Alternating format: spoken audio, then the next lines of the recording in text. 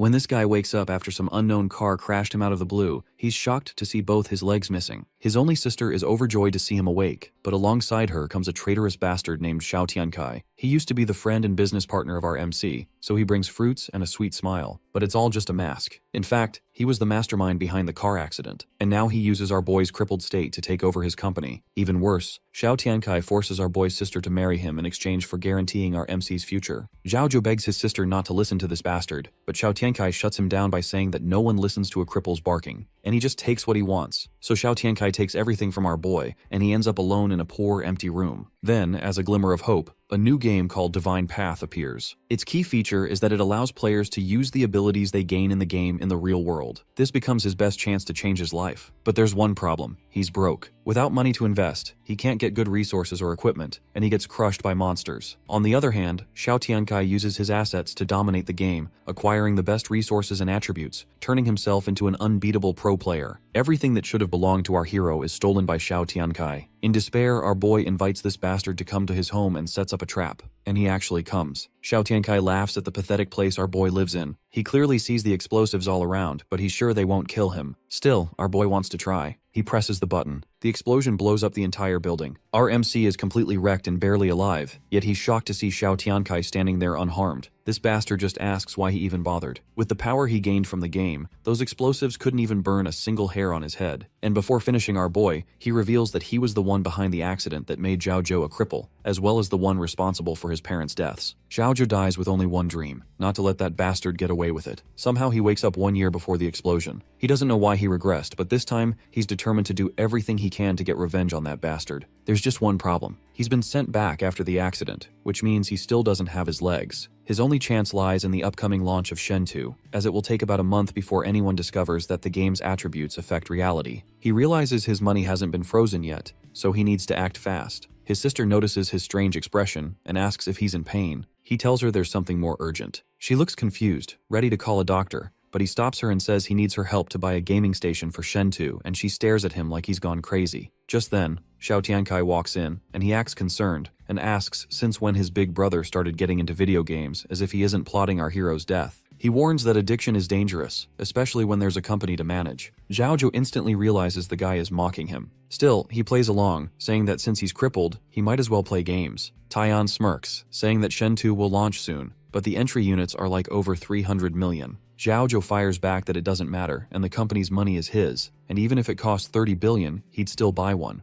His sister tries to calm him down, but Taiyan steps in smoothly, pretending to be generous and nice like a true snake. He offers to buy the game for Zhao, promising to handle company matters while Zhao recovers, and then like a creep pulls the sister to his side and says she'll be spending more time with him now. Zhao's smile fades, and he pulls her back, saying that she'll stay with him, and with that, Tian waves goodbye and leaves the room. But once outside, his face twists in anger and curses the useless assassin who couldn't finish the job, and mutters that next time he'll use a tank because Zhao has to die. Inside, Zhao tells his sister to transfer all the company's funds into in-game currency and sell off every share they own. She panics, asking if he's lost his mind. He tells her to trust him because he has a plan to change their future. 3 hours later, the gaming setup arrives. He even paid 200 million extra in shipping just to get it instantly. As he starts the system, a familiar rush hits him. For the first time in ages, he feels free. In the game world, he has legs again. The system greets him and asks for a character name. He types his full name Zhao and confirms. Rows of characters appear before him, and the system asks him to choose a class. Everything looks exactly as it did in his past life, so he picks what he knows best,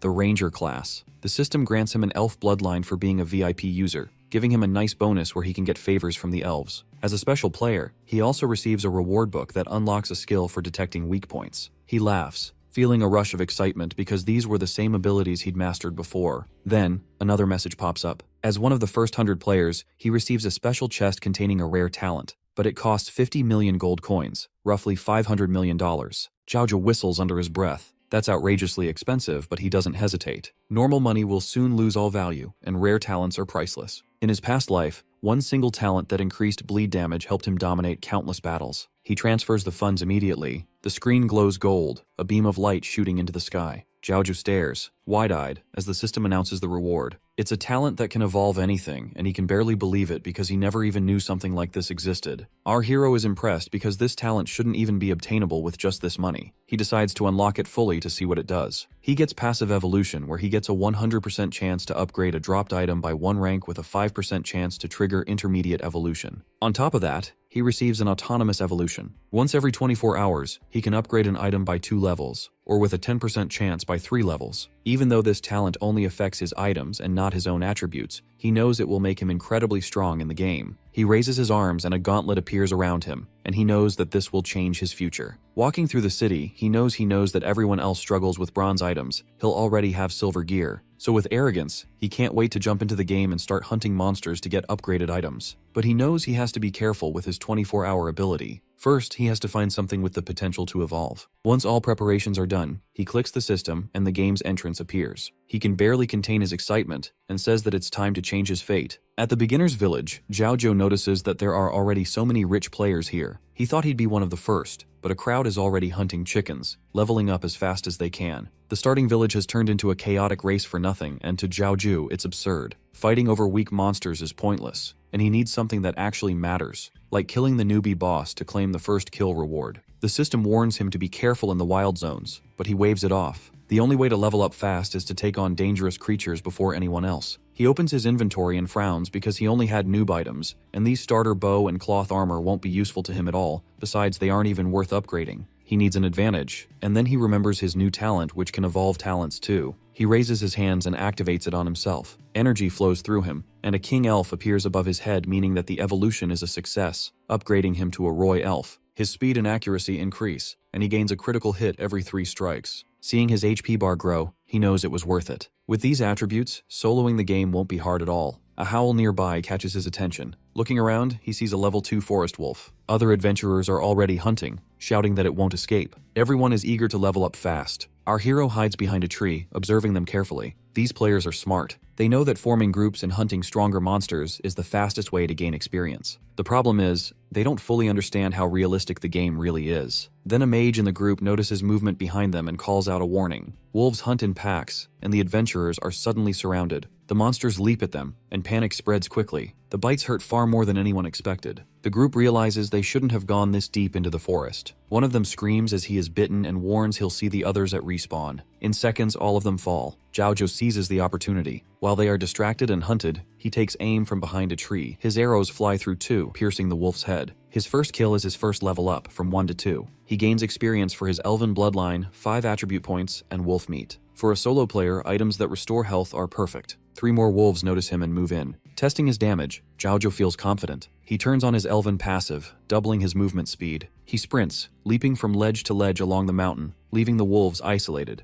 The combination of Roy Elf and Ranger class is perfect. He glances back and mutters that they don't stand a chance. Then he notices something strange. The wolves stop moving and just stare. A system alert flashes. He has entered the buffalo zone. The wolves retreat. The creatures here are level 5. Someone calls out, calling him handsome. Turning, he sees a group inviting him to join them. They look suspicious, and he doesn't trust them, especially since they keep calling him handsome. They want him to help hunt buffalo and level faster. The mage in the group points out that our hero is only level 2 and would slow them down. Confused and a little annoyed, Zhao is dismissed without a chance to respond. He turns and wishes them luck, heading his own way. The group warns him that the next area is even more dangerous and risky, even for 4 people. One explains the death penalty. Our hero admits he's new and has never died, so he has no idea. They explain that dying costs half your gold, damages your equipment, and halves your earned experience. Zhao shrugs, barely impressed, and thanks them anyway. He waves goodbye and keeps moving. The girl in the group suggests helping him since it's dangerous alone, but the mage says if he wants to die, it's on him. Some time passes and our hero enters a cave and finds skeletons on the ground. This is exactly the place he was looking for. Suddenly the skull starts shaking and a creature opens its eyes. It is enormous, but our boy stands face to face with the level 10 giant king snake and activates the ability to detect weaknesses. A weak point marker appears on the giant snake's back of the neck. Normally he should only have around 200 HP, but he has an extra 1000 HP because of his Roy Elf passive. With this, he is not afraid to face the boss. Bow in hand, he locks eyes with the monster. It lunges forward to bite him. As fast as it is, he is just as quick. He dodges to the side and draws his bow. The first arrow hits the mark but deals only 29 damage and is far less than he expected. I mean, a boss is still a boss. Zhao dodges again and is grateful that at least his speed is enough to avoid damage. The monster is strong, but it is slow enough that he can chip away at its health, so our hero aims another shot at its neck, but the monster blocks it with its tail, and he realizes that it's smarter than he had thought. Now it guards the only weak point where he can deal real damage. He decides to rely on speed and fires a volley of arrows. The monster keeps defending and he deals 0 damage. He waits for another opening and finally lands a shot for 58 damage. It will take longer than he hoped, but he is definitely faster than the monster. Suddenly he notices something strange. The boss inhales deeply and fills the cave with smoke. The poison drains 10 HP each second. He does the math and realizes he does not have much time left in this place. The snake climbs to the top of the cave, which makes it even harder to land shots. But for Zhao, that is not enough to stop him. He draws another arrow and mutters that he is being underestimated. This time his shot deals 116 damage straight to the neck. This kid has some serious luck. The monster falls to the ground and takes bonus damage because every third hit is a critical strike. He smirks and asks the boss how many more hits it can handle. The snake begins to sweat as it realizes this fight will not be easy. Soon the monster is down to 597 HP and Zhao feels confident. Even while losing 10 HP per second, he is sure he will win. His own HP drops to 1010.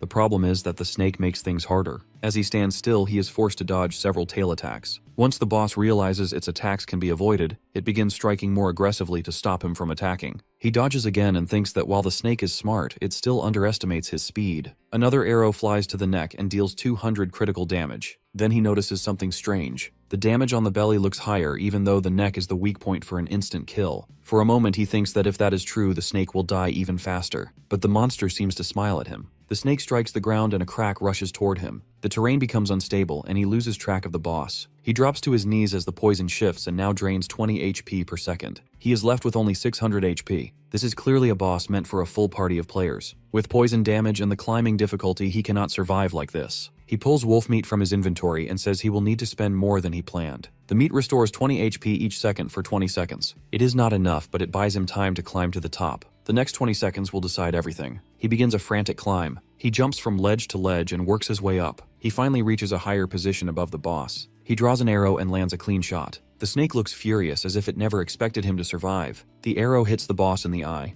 It thrashes and collapses to the ground. Our hero sees the snake trying to escape, but he takes advantage of its exposed back and lands another shot on the spot at the nape of its neck. The monster turns in terror and sees him preparing another elven arrow. The poor boss trembles as Shen fires again and again. A final arrow pierces through its body and bursts out of its mouth. The monster drops to 0 HP. The poison fades. The system announces that his achievement will be broadcast to the entire server and asks if he wants to hide his name. Zhao thinks for a moment and decides he has been hiding long enough. He tells the system to send the announcement. The entire server congratulates player Zhao for being the first to defeat the starter zone boss. Players in the beginner village are confused and try to understand how he did it when the game just launched. Other groups blame themselves for being slow. Experienced players cannot understand how anyone could defeat a boss several levels higher. The blue-haired group is exhausted. They only managed to kill one buffalo and are convinced it was a super boss. The chubby guy is excited to see what the first kill reward is. The other two guys blush as they talk about getting stronger so they can impress the ladies. They wait for praise from their beautiful teammate. Then the system message appears. It announces that Zhao has earned 1,000 reputation points and a silver chest. The group cannot believe someone is actually stronger than them. Our hero gains extra experience and jumps from level 2 to level 7. He gains 30 attribute points and puts all of them into agility. For a class like his, agility boosts speed and damage, so it makes sense. With his attributes set, it is time to see what the boss dropped. Something odd happens. The 10 silvers the boss was supposed to drop turned into 10 gold coins. Meanwhile, other players kill a buffalo and only get a copper coin. One item glows brightly in his inventory, and he notices it has a golden shine. Maybe the second evolution triggered. But what our hero does not expect is that he gets a crystal coin, which is actually a rare currency that has become extinct. He can purchase special and unknown items from NPCs with this crystal, and he can also increase their favorability if he gives it to them. Zhao thinks this is quite an accomplishment because he has heard about it in his previous life but has never actually seen it. He knows it is extremely precious and can become useful in the future. He then picks up all the dropped loot and opens his backpack to put everything inside. Good for him because he actually gets a silver snake one-handed sword with plenty of attack power. He He feels a little disappointed because it is not a bow, so it is basically useless to him. He thinks at least he can sell it for money and earn a decent amount. He then looks for the next item and his eyes instantly start to shine with greed. It is Azure Scale Armor Silver level, which has a special effect that allows it to scale a shield and grant a 300-point shield at the start of a battle when its 300-second cooldown resets. In his previous life, he remembers that the normal quality Azure Scale Armor does not have any special effects, just a few attribute points. The silver level 1 has a shield effect and that makes it rare.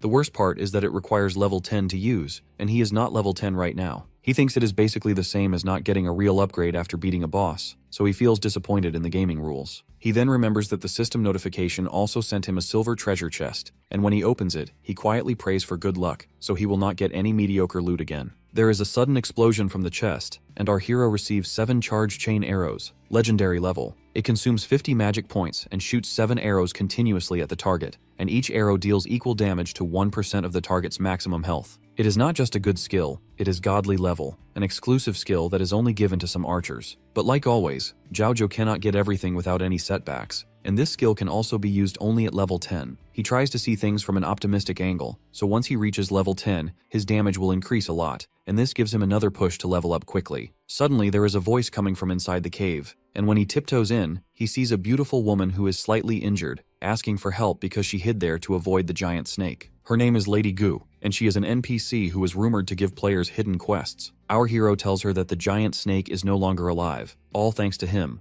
but Lady Gu tries to charm him, showing him her long splintered legs, saying they are broken, and it would be great if he can carry her outside. Like any other noob around girls, Zhaozhou starts to blush. He picks her up and takes her outside, and Lady Gu tries to flirt with him, caressing his cheek, saying that if it was not for him, she would have died, and she promises that the next time they meet, she is going to take good care of him, if he knows what she means. This catches Zhaozhou's attention, and he snaps out of the trap and immediately drops her on the ground. Gu explains that she does not have anything else to repay him with except her body, so she plans to do what she is very good at. Our hero looks at her with clear disbelief, as if something is seriously wrong, and asks her to stop talking because she is embarrassing herself, and he does not want that to happen. Then suddenly Gu starts to giggle, and she takes out a black moonblade drawn sword from her chest, saying that he passed the test and saw through it right away. But Zhaozhou flicks it away again, to Gu's annoyance and shock. He turns to her and asks her to give him the hidden clasp. Gu tries to pull on his sleeve, saying she does not know anything about it, but Zhaozhou stands up, and like a true villain, he tells her that she has left him with no choice except to look for her little 14-year-old daughter who lives nearby.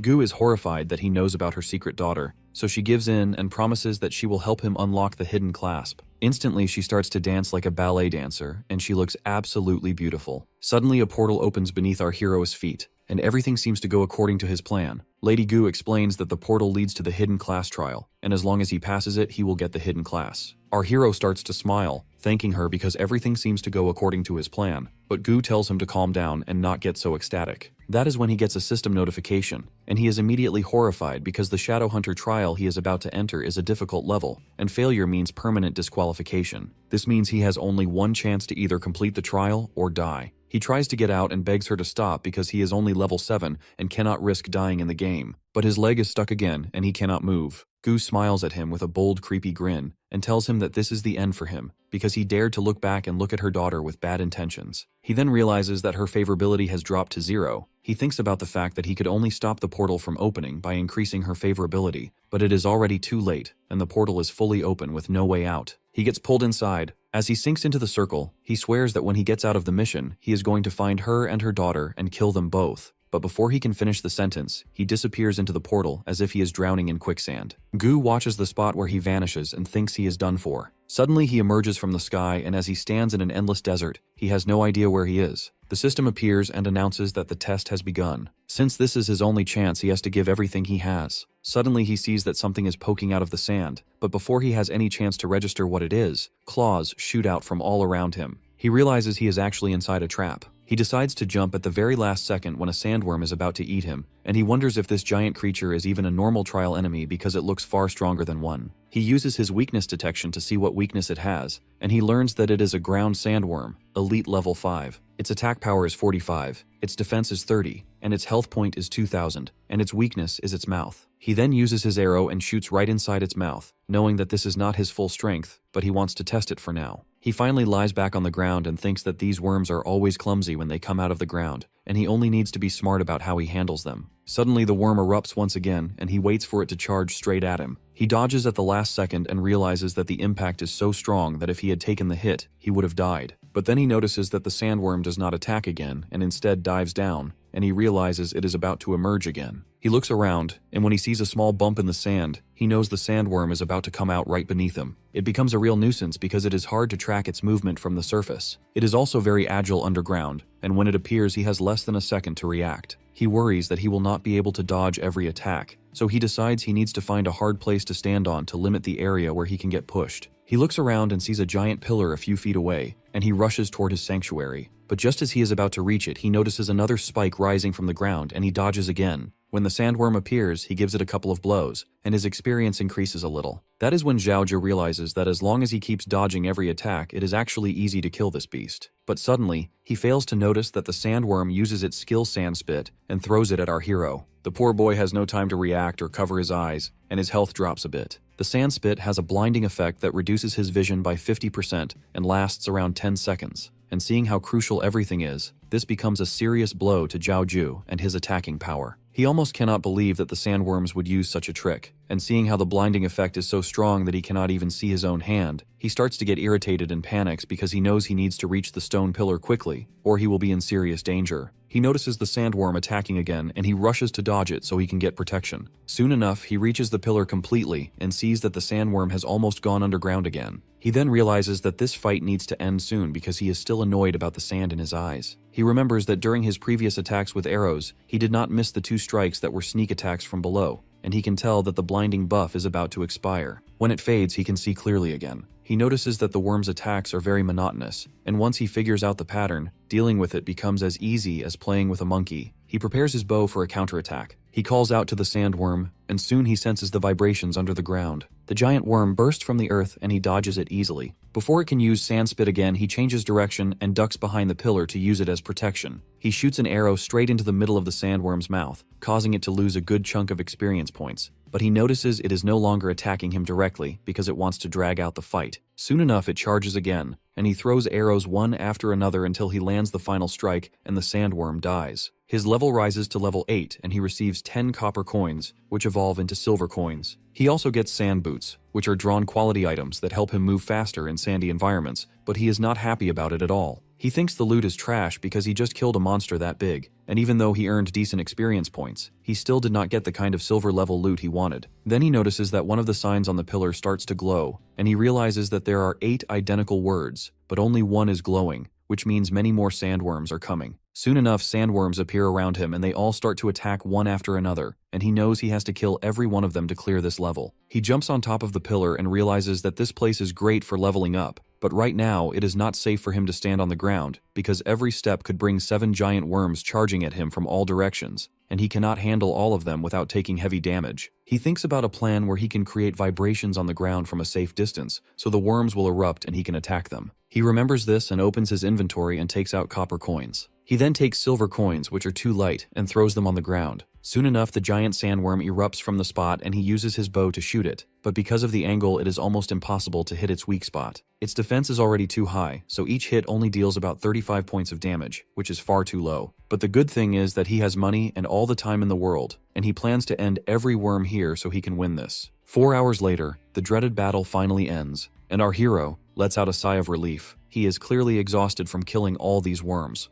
He looks over at the corpses, feeling proud of what he has accomplished. After all, he has reached level 10, gained 15 attribute points, and his mana has increased by 30 points. He never fully realized he had hit level 10, but all thanks to these giant worms that gave him so much experience. He thinks about his attribute points and pulls up his personal details. His current HP is almost 2,000, and he realizes he doesn't have much chance of getting good drops because his luck level is currently 0. He assigns all the attribute points to luck, raising it to 15. Since luck affects hit rate and evasion, those stats also increase. His passive evolution activates, and he realizes he should have put all his attribute points into luck earlier, because it is already proving useful. He uses his passive evolution to attack one of the corpses, and watching it completely annihilate the body fascinates him. In his previous life, he never had money to spend on upgrades. His damage and health were low, and to survive he had to invest all attribute points into attack and health, which made him miss out on many other advantages. Then he remembers the purple light coming from the corpse, which signals a legendary drop. He gets excited, thinking it is finally his turn to get something good. But when he sees the Sand Escape,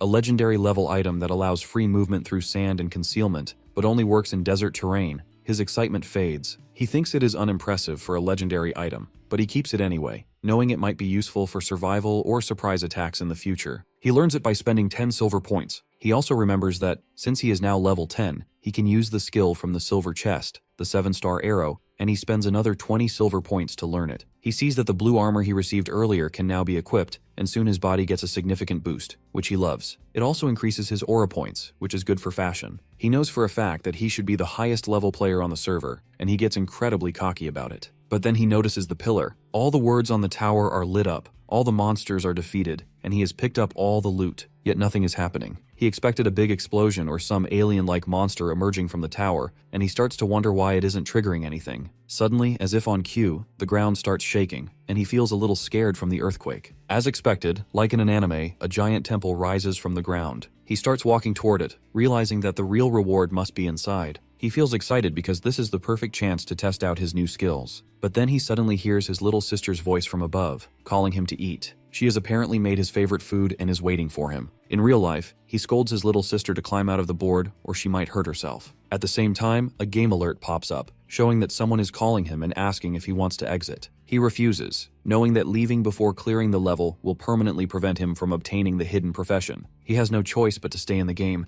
even if it hurts his little sister's feelings. Xiaotong tries to argue weakly that it has already been 8 hours since he started playing, and that since he is in a recovery stage, he needs to rest. But Zhao Zhou is stubborn and scolds her until she storms away, clearly angry. She is hurt, thinking about how her brother has changed and why he is so angry. Inside the game, our hero feels bad for speaking to his sister like that, but he knows he has to sacrifice something to get stronger. He uses his Phantom Hunter skill to survey the temple and see what he is dealing with. When he goes inside, a system notification warns that the area is extremely dangerous and he needs to be cautious. He realizes that he has entered the boss's room. Suddenly a giant monster appears in front of him, and he notices with some irony that it is a crab. Crabs are not supposed to be in the desert. It is a gold level boss called the Sand King, level 15, and it has a special ability called Sandstorm. He uses his weakness detection skill and finds that the boss's defense and health are ridiculously high. Even with his detection device, he cannot find a weakness, and realizes that this is the first time he truly needs to fight a monster clueless. Before he can even process the threat, the boss is already attacking. Zhao Zhou dodges, thinking that since the creature is so big, its speed can't be that high. But the shockwave from the attack still throws him into the cave wall, dealing 100 damage. He is stunned because the hit wasn't even direct, yet it caused so much harm, and he hadn't anticipated it. He thanks his lucky charm for the 300-point shield provided by the new armor he equipped, because if the hit had landed on his head, the pain would be like getting hit by a truck, and he would have been severely compromised in the fight. He notices the giant hole caused by the crab's attack and realizes he is now facing a gold-level boss, not some weak sandworms. He takes out his bow and arrow, knowing he has no choice but to fight, and fires an arrow, only causing 1 point of damage. This almost freaks him out because that was supposed to do some damage, but 1 is far too low. The boss attacks again, and he has no option but to dodge the attack and the shockwave as well. His attacks aren't doing much, so he needs to use his speed to his advantage and run, or he will get hit by another shockwave. Then he notices the crab preparing to attack him for the second time, and he realizes he is trapped with nowhere to dodge. The crab strikes the ground, and when it lifts its antenna, our hero only sees an empty hole. The almighty Zhao Zhou clings to the crab's claw for safety, but the crab notices and throws him into the sky, opening its mouth and waiting to swallow him. At the last moment, Zhao Zhou takes out his 7 linked arrows and shoots them straight into its mouth. The attack causes a lot of damage, almost 1,000, and in one burst reduces its health from 6,000 to 5,100, which is huge. Because the attack was higher than its normal damage threshold, every subsequent hit will deal more damage. The crab instantly becomes furious and retaliates, striking our hero. His shield deactivates, and he realizes he is facing a gold-level boss. Without his protective shield, he is in serious danger. He realizes that he cannot keep taking hits like this and needs to change his approach. He climbs up the boss's arm toward its head and tries to unleash another 7-star arrow from above. But when he fires, nothing happens, and he quickly realizes that he is out of mana at the worst possible moment. The 7-star arrow is incredibly strong, and his mangacap is not enough for 2 shots at once. He does a quick mental calculation and realizes that he will need at least 4 minutes to recover before he can use it again. The crab starts lifting up and jumping, and Zhao Zhou realizes that it is about to crush him. He is forced to retreat and drops back onto the ground. He thinks that if he really wants to strike it or crush it with the ceiling, he will need to speed up. But when he looks up, he realizes that his detection skill is now working, and it has found the weakness. Its abdomen. He understands that his detection skill was never wrong, it just could not detect it earlier because it was hidden beneath the crab's giant body. The system warns that the boss is about to release its ultimate skill, and if our hero gets caught in it, he will take 100 damage per second. He does not know exactly what kind of ultimate skill is coming, but suddenly tornadoes appear all around him. He is stunned, confused, and a little scared. High damage is one thing, but sustaining it over time is another. He tries to run, but he cannot move because the wind pressure is too strong. He has no control over any skills or effects and nowhere to hide. Every second, 100 experience points are drained, and Xiaozhou realizes that this tornado might really be the end of him. Xiaozhou knows that if he gets caught in this, it could be fatal, or at least cause serious injury. He fires an arrow that lands for 260 damage, which is impressive considering he just eyeballed it. He curses the monster for looking so relaxed while he struggles to survive, but the boss glares at him as the tornadoes close in, and his health keeps dropping. A few minutes later, everything suddenly stops, and seeing no trace of our hero, the boss grows confused. It seems like he has managed, but in truth, he used his sand escape skill to slip underground at the last moment. When the boss drops its guard, our hero bursts out of the sand and fires an arrow straight into its abdomen, causing massive pain. The boss activates the storm again, but this time our hero is confident and unafraid. He activates sand escape again, diving straight into the ground, and emerges from the other side to fire a few more shots, reducing the boss's health by around 500. The boss, desperate, dives back underground to attack, and Xiaozhou mocks it, disappearing underground once more to reappear on the other side. The best part of this skill is that it consumes no mana, has no cooldown, and is truly legendary. Our hero begins to realize just how important it is. He repeats this move again and again, provoking the crab and wearing it down.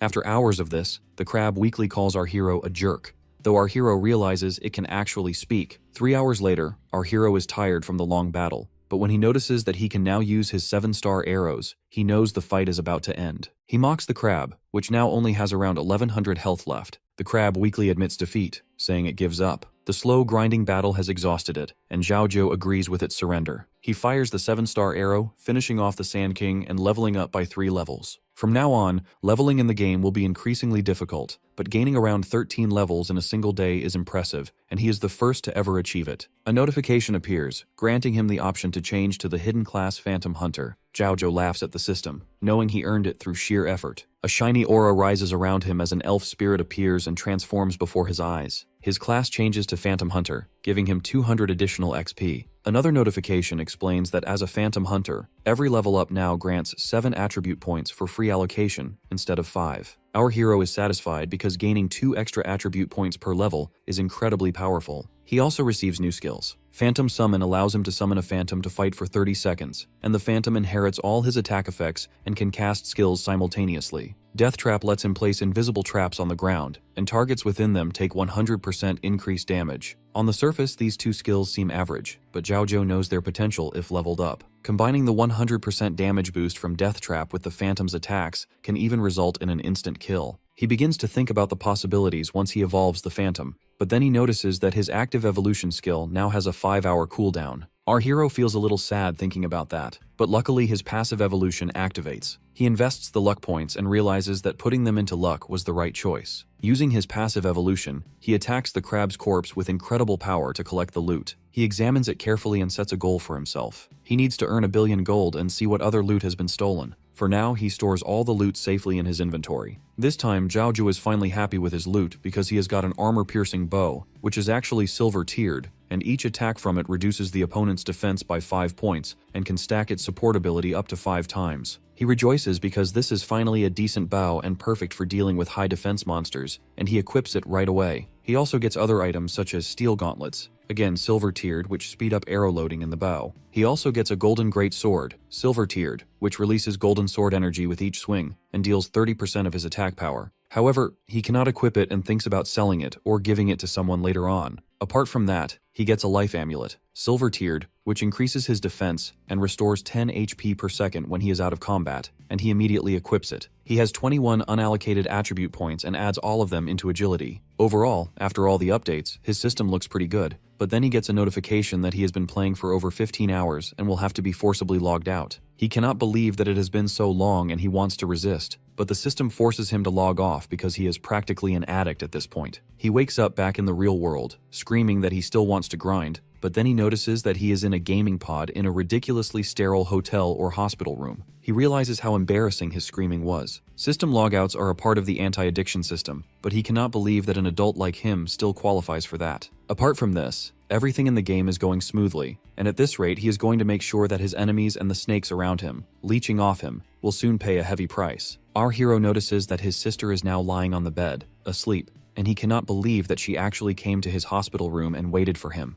She had brought the porridge, and he thinks that the smell and texture are surprisingly good. Apparently, Xiao Tong has always been pampered like a princess since childhood and has never lifted a finger, but now that he is sick, she must have endured a lot in the kitchen to take care of him. He is touched by her act of love and takes a fond bite of the porridge, but then he realizes that while his sister might be good-looking, she is not exactly a good cook because the taste is absolutely abysmal. His gagging wakes Xiao Tong, and she greets him, thinking that he finally stopped playing and decided to spend some time with her. She hates seeing his embarrassment and disgust, but noticing that he is eating the porridge she made with so much care, she jumps up excitedly and asks how it tastes. Zhao Zhou, thinking of the situation, decides to play along and says it is quite delicious. Xiao Tong cannot believe it and begs him to finish it, happy that he loves her cooking. But our hero, who just fought multiple high-level monsters, thinks to himself that this might be the hardest trial he has ever faced in life. The bowl in front of him is nothing less than a poisonous soup, yet he has no choice but to eat. The next day, his body has completely given up due to the bad porridge. Soon, a sexy nurse walks in and sits uncomfortably close to him, saying that last night he ate something bad and spent the whole night vomiting and having diarrhea. Her intentions are far from pure. She is a Class A gold digger, thinking that he is a young, rich, handsome man, and since he is currently weak, his confidence is low, making him an easy target. She wants to secure this prize for a luxurious life. Zhao Zhou, oblivious to her charm, ignores her, thinking that he is simply too tired from gaming. The nurse becomes overly friendly, caressing his hand and saying that if he needs anything, she will do it for him. This gives Zhao Zhou an idea, and he asks her to push his wheelchair to the gaming pod. The nurse cannot believe that the rich CEO did not fall for her charm. She wonders if her makeup was insufficient, but she does as he asks, and soon Zhao Zhou is back in the game,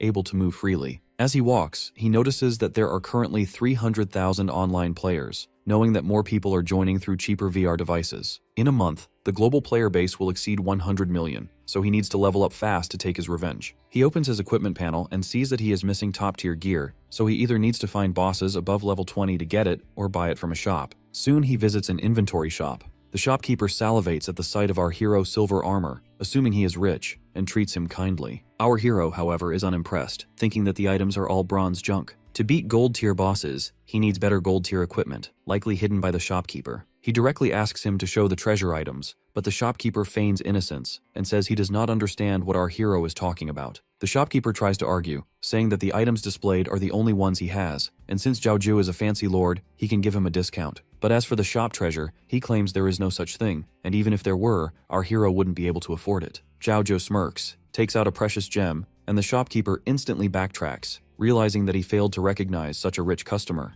Our hero notices that his favorability with the shopkeeper increases by 70%, and in the next second, a secret door unlocks. They both step inside. The shopkeeper shows items that were supposed to be sold 30 days after the server opened, but since Zhao Zhou is already here, he can pick one. There are many items on display, but our hero is unimpressed. He thinks everything is just silver tier trash, and the shopkeeper even seems a little offended. That's when Zhao Zhou notices something, and like a magnet, he is drawn toward it. It's a dangerous-looking mask. He asks the shopkeeper for it. The shopkeeper explains that it is the only golden mask in the entire game since the server opened. It was originally supposed to sell for 200,000 gold coins starting next month, but because our hero gave him the crystal stone, he will give it at a discount of 150,000 gold coins. The shopkeeper goes on, saying that an average player would need an entire year to gather that much money. While he is still yapping, Zhao Zhou transfers all the money instantly, ignoring the discount since he doesn't need it. He tells the shopkeeper that next time he has something valuable, he must notify our hero first. That's how the shopkeeper becomes a loyal worker for him. Walking out of the shop, our hero calculates that the amount he just spent equals around 2 million in cash,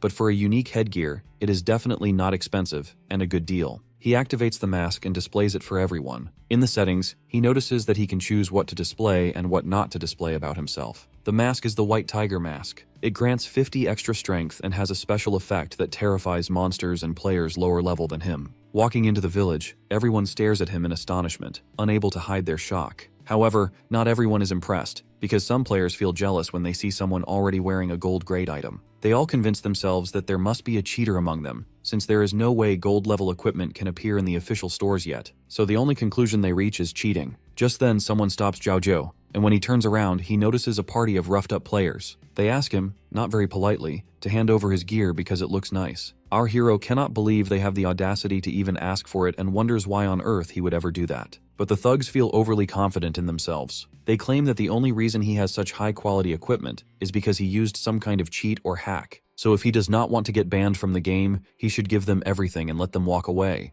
Zhao almost laughs because they are clearly trying to rob him. Meanwhile, more people start to gather around them and watch the argument, thinking that he might finally be in trouble, and many of them are clearly jealous. Soon a crowd forms, and the thugs know they can use it to their advantage. One of them starts chanting that they need to teach the hacker a lesson. Our hero stands still and watches as the people around him cheer for the thugs to hit him and take all his gear. The party leader demands again that he hand over his items, or else the three of them will kill him and send him back to the respawn point, and every time he comes out, they will take him down again. But this time Zhao is not here to negotiate, he is here to kill. He takes out his detection point and thinks about how there are always fools in the world who will believe anything they hear. But the truth is that strong people like him should teach fools like these a lesson. One of them is a warrior at level 4, another is an assassin at level 5, and the last one is an archer at level 5. With that, he tells all three of them to come at him at once, and they charge at him together, thinking that our hero is just an arrogant fool. But Zhao is no ordinary person. The mask releases the leopard spirit, and all three of them fall back onto the ground, terrified and hurt, all thanks to the gold tier effect. Everyone around them cannot believe what they are seeing, because the fight ends in an instant. Our hero walks up to the gang leader and says that his ID is Morning Wine Evening Song, and he is welcome to come kill him anytime if he even dares. One of the bystanders suddenly remembers that name and says that he has seen it somewhere before. With that, he opens the leaderboard rankings and notices that our hero is currently the #1 player in the entire world, and they all just tried to pick a fight with that man. All of the players cannot believe that he is a first-rank legend, and they switch up real fast and start cheering for him to the point that even the gang leader seethes that he just got beaten up by the #1 warrior in the world. But Zhao does not enjoy all the praise and instead focuses on the mission he has in mind. Apparently there is one thing he needs to do before he goes back to hunting monsters. So he walks over and sees a little girl playing with a frog, and he smirks right away as if he already knows her secret. He goes up to her and asks if she knows Lady Gu, but the little girl, who acts like a brat, immediately asks why he is calling her a little girl when there is barely any age difference between them. This makes our hero confirm that she is exactly the person he is looking for. He crouches in front of her and asks if she is Gu's daughter Gu Linger. Linger cannot understand how a complete stranger knows her name and the secret that she is Gu's daughter. But Zhao is in the mood to tease her a little, so he casually lies that her mother promised that the two of them would get married in 5 years. Hearing this, poor Linger starts to stutter and runs off to find her mother, shouting like any terrified child would. Hearing her cries, Gu rushes out of the house and hugs Linger, clearly confused by what she is saying. That is when our hero steps out of the shadows and introduces himself, and Gu cannot believe that he actually passed the heart difficulty trial. But of course it feels obvious for someone like Zhao, and he reminds her that he promised that once he came out, he would come find Gu's daughter. Since he is a man of his word, he is here to do the mission. Gu protectively asks what he wants because if he tries anything improper, she will move out. This catches our hero a little off guard because he actually scared an NPC enough to think about moving, and he must be the first player to ever do that. So he steps back a little and says that she does not need to be nervous. He only wants her to give him the map of the intermediate dungeon. But Gu calmly tells him that she has no such thing. Zhaoju's body instantly starts to shake and Gu prepares herself for an attack, thinking that this might be the end of them, but she waits for the punch and nothing comes. Instead, our hero hands her the crystal. With a warm smile, almost like he is Santa Claus giving away cookies, he says that this is to thank her for letting him take the hidden class trial before. Seeing that crystal, her favorability increases by 50% and both her and her daughter's eyes start to gleam. She practically begins to drool when she looks at it. But Linger, who is a little brat yet still a cute little munchkin, grabs it from her mother's hand because she thinks it is very pretty. Gu runs after her and the two of them start to bicker. That is when Linger blurts out that this might be the token of their engagement that is supposed to happen in 5 years. Our hero realizes that he might have messed up lying to the girl like that because she has no filter and no critical sense in thinking,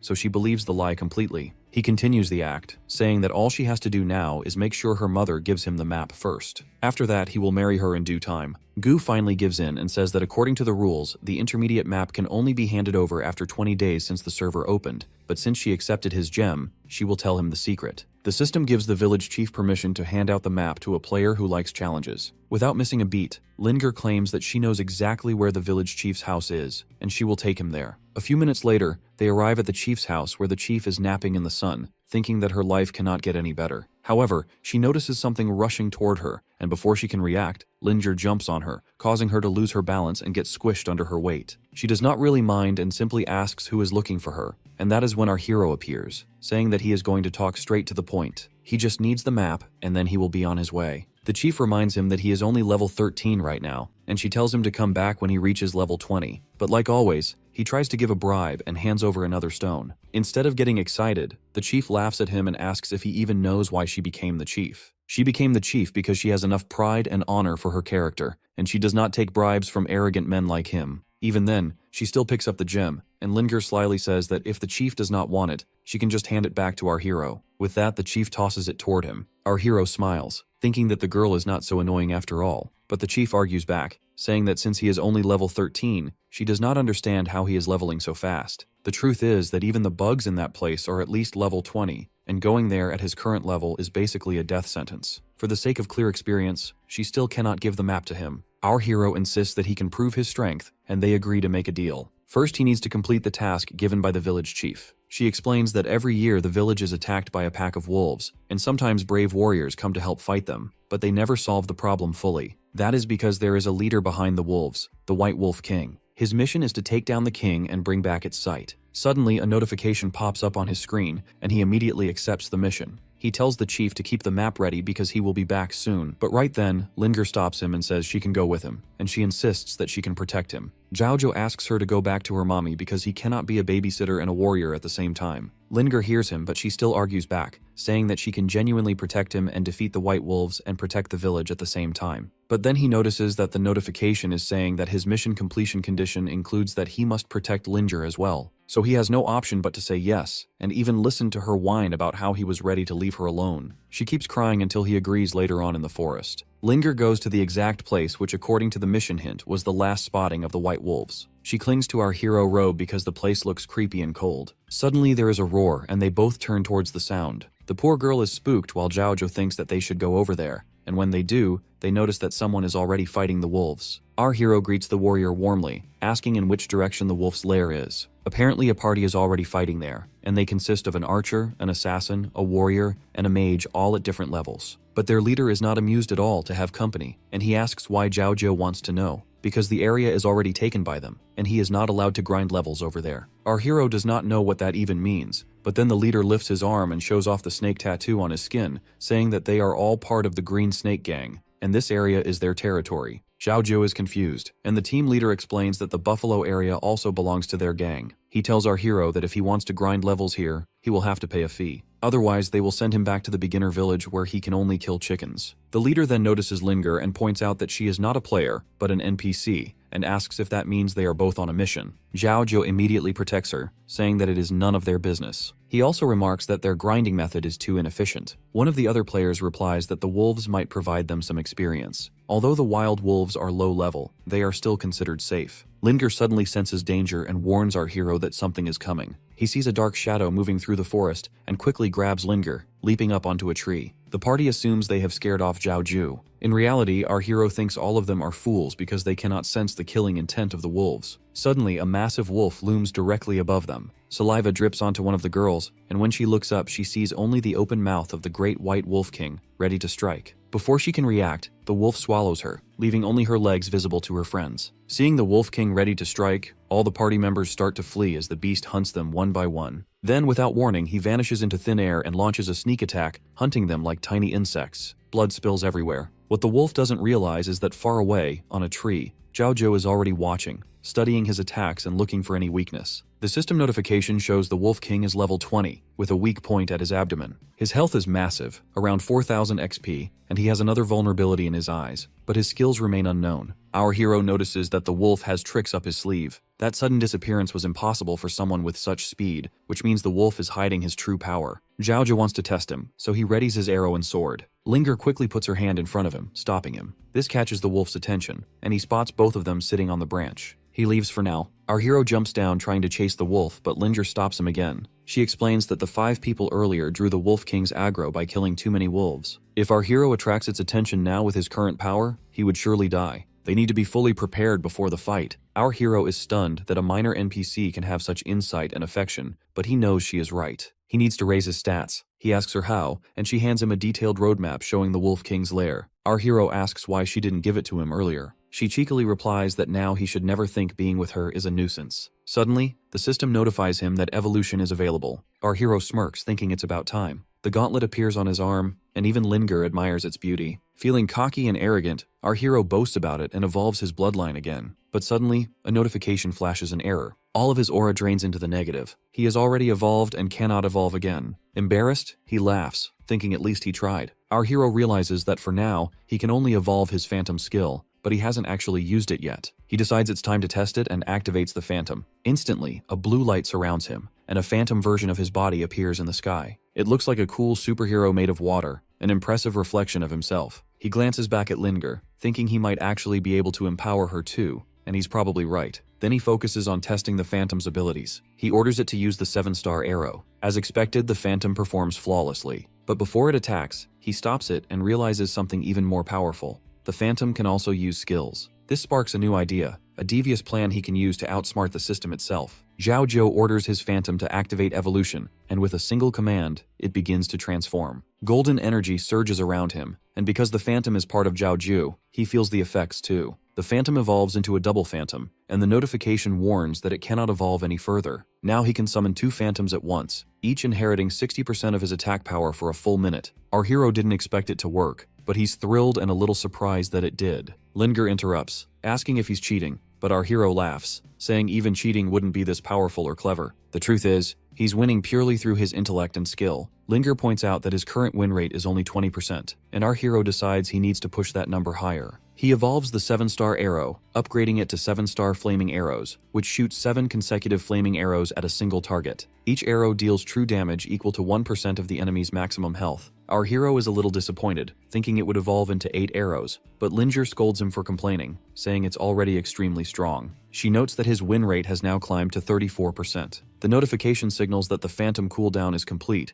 and even our hero is impressed at how fast it reset. He tries to test the last active evolution, but the notification says it's still on cooldown. He quickly realizes the Phantom inherits the main body's stats and skill cooldowns, so because the main body just used active evolution, the Phantom cannot use it yet. Next time, he needs to upgrade both Phantoms first, before activating to avoid tricky situations against bosses. Our hero tells Linger to come with him, revealing he has a new plan to boost their win rate. She has no idea where they are going, but follows obediently. Soon they reach a river and hunt an advanced crocodile, whose meat restores 200 HP and increases movement speed by 30%. They're thrilled to get such valuable food. Our hero activates the Phantom to help cook, and an hour later, Linger burps happily from the sheer delight of eating the high-grade fish and meat. Zhao Zhou isn't surprised because the food is top tier, and both are satisfied with the feast. Zhao Zhou puts some of the meat into his inventory to use later. He checks and sees that the efficiency of the 3 Phantoms is incredible, and with all the recovery items, he should have more than enough to handle the wolves. He asks for his win rate, and Linger tells him it's about 40% for now. He gets up, ready to take down the Wolf King, and rushes forward with Linger trailing behind him. What they don't realize is that a few nosy players are following them, watching their every move. At the Wolf King's lair, Zhao Zhou thanks Linger for giving him the map. He summons his Phantoms and activates Death Trap. Each Phantom lasts 60 seconds, and the Death Trap has a 30-second cooldown, meaning each Phantom can set 2 traps per summon.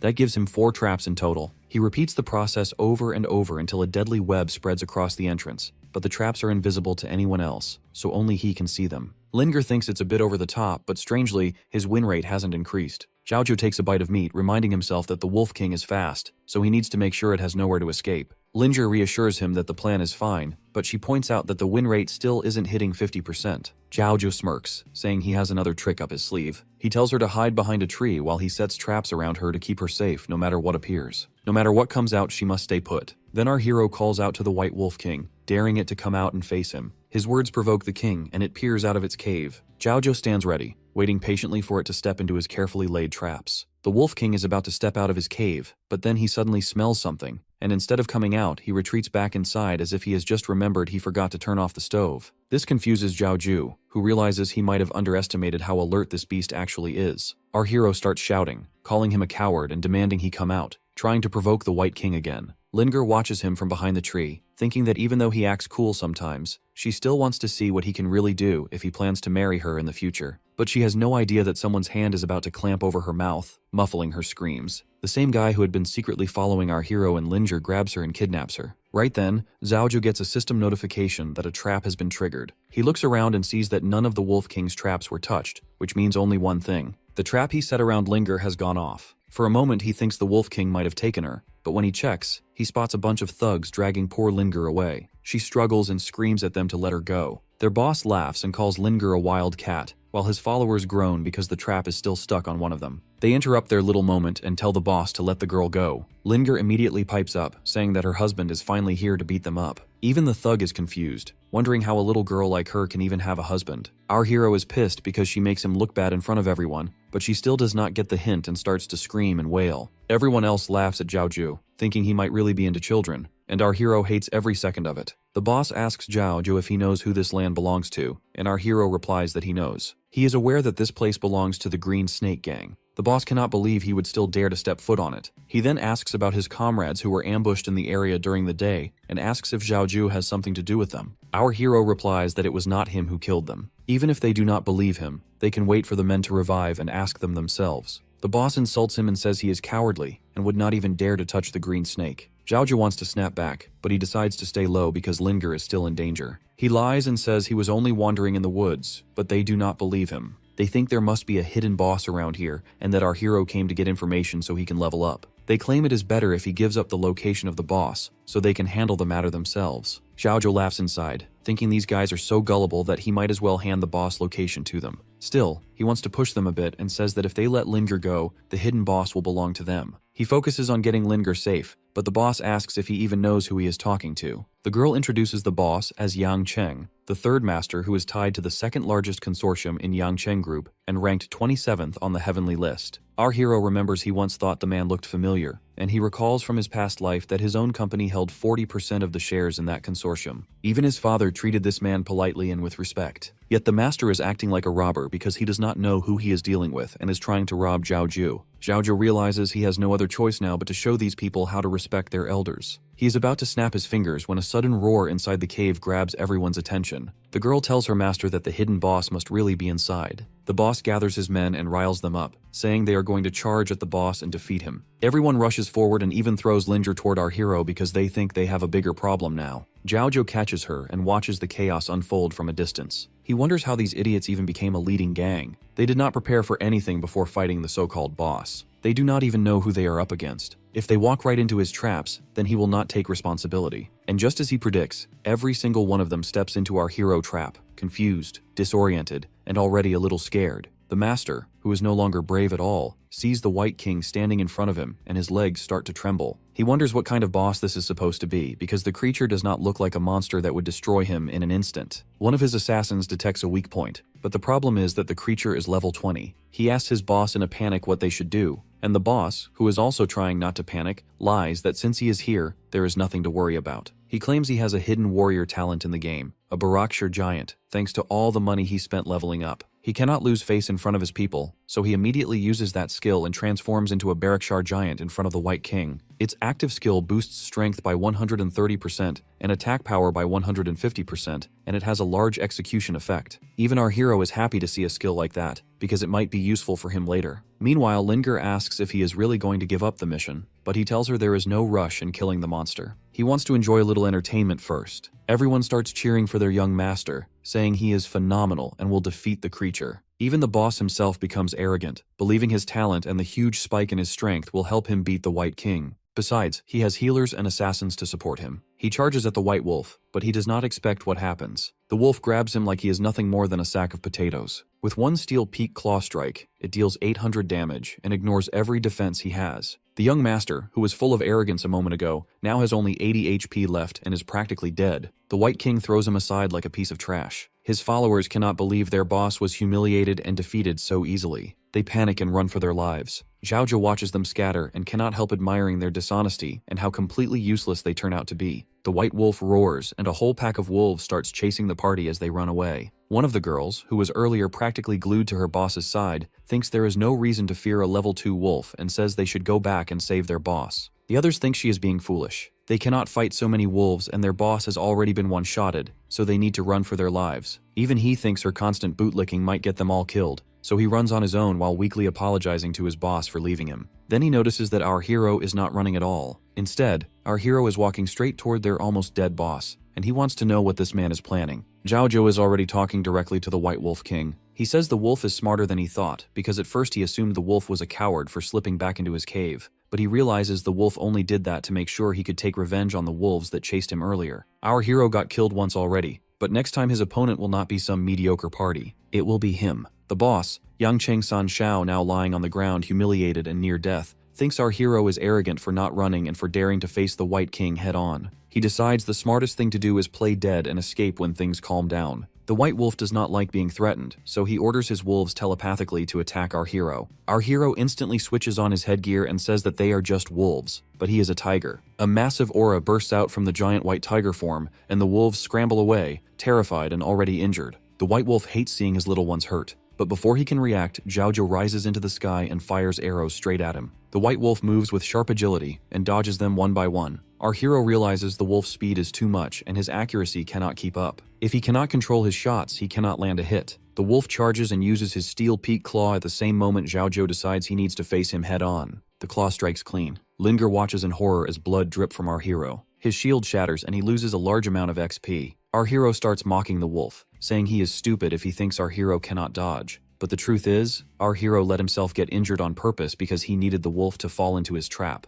The trick is that if he had dodged the attack, he would not have been able to lock the White Wolf into a fixed position. What the White Wolf does not realize is that phantoms hover above his head, aiming 7-star flaming arrows from both sides. In total, 14 flaming arrows hit him. He drops his head and tries to dodge them, but there are too many, and he loses almost 1200 XP. He burns with rage and flame. Zhao mocks him and says he has set traps all around them with illusions, so running is impossible. He takes a bite of that crocodile meat and challenges the wolf, thinking about who will last longer. Because the crocodile meat is high grade, he regains 400 total health. The White Wolf gargles and charges and suddenly disappears in front of our hero. Zhao does not understand what just happened and how he used an invisibility spell. He becomes disoriented and the White Wolf appears behind him and strikes, dealing XP damage. While Zhao is injured, he remembers that this is the same technique the wolf used earlier to take the party down. He sees the White Wolf vanish again and appear in front of him, striking again, and he repeats this trick again and again and again until almost half of our hero's HP is gone. The constant attacks give him no chance to heal, and he deals with all the pain. While his back is turned to the wolf, he sees him charge again, but at the very last second the trap triggers and ties the wolf down.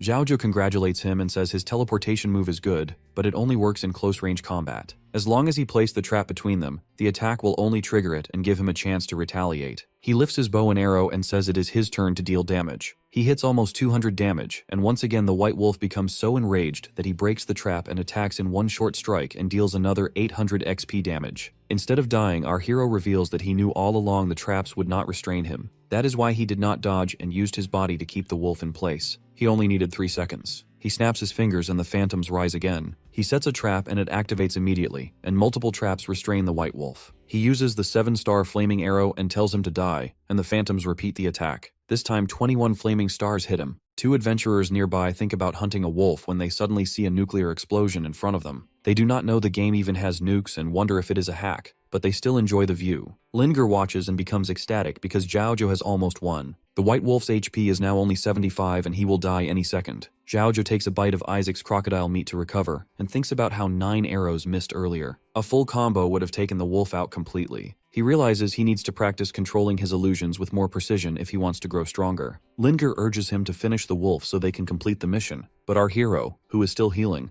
tells her not to rush because he has something he must do. Linger becomes confused and Zhao thinks about his reply. Yang Cheng, who was earlier shot by the White Wolf and is now back in his usual state, keeps pretending to be dead. He wonders why everything became silent after the loud blast and thinks Zhao might finally be dead. He still cannot move because if he does, everyone will know he is actually alive, and that would be embarrassing. But what this boy does not realize is that our hero is already onto him. He drops an arrow right near his face to scare him. Yang Cheng gets up, unable to believe that he actually killed the White Wolf King. Zhao says he did not, but the truth is the king is barely hanging on. Yang Cheng-san immediately starts bowing, admitting that our hero is truly powerful, and that he was a fool not to recognize him earlier. He begs for forgiveness. Zhao, showing rare mercy, says he can spare the leader's life and even let him gain experience from the White Wolf, but he needs him to do something in return. It is like signing a deal with the devil. The truth is our hero has no clear plan yet, so the young Cheng-san must wait. When the time comes, Zhao will find a way to inform him. He then takes out his axe, threatening him whether he agrees or not. Yang Cheng-san instantly gets spooked. The reasoning is clear.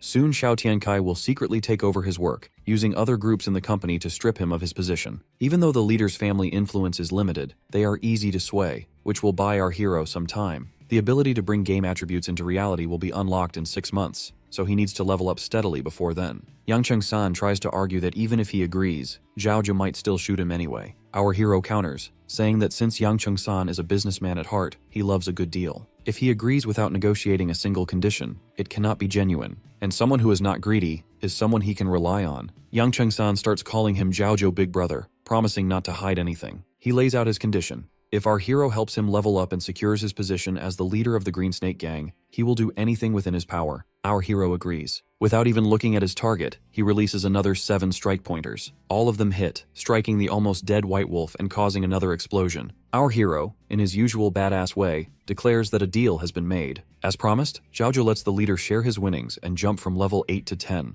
Our hero himself jumps from level 13 to 15 and gains 14 unassigned attribute points. He receives the title Wolf Slayer, and now the villagers are all grateful to him. Yang Cheng-san thanks him for the favor, and Zhao collects all the loot because, at the end of the day, all the materials belong to him. He tells the leader to stop calling him Big Brother because he does not like little partners. He warns that if Yang Cheng-san ever uses his name for anything disgraceful, he will make him wish he were dead. Yang Cheng-san, having seen the power our hero possesses, would not dare disobey, and he and his Green Snake Gang are now loyal to him until death. Zhao calls to Linger, who is playing with the frog again, and says that when the right time comes, he will redeem the favor. Yang Cheng-san bows as the hero, and the little girl moves on with him. Linger cannot stop bragging, saying how amazing our hero is, and declares that she has finally agreed to marry him. Zhao realizes his little joke has gotten out of hand. He bows to her and says he was just joking. She is an NPC, a pile of data, a kid, and very talkative. If she keeps calling him husband, people might think he is into minors, which is not true at all. Linger does not like his tone. She instantly bites him, and the powerful our hero has no choice but to scream like a girl in pain. Linger screams again and again that she is not a kid but a young woman.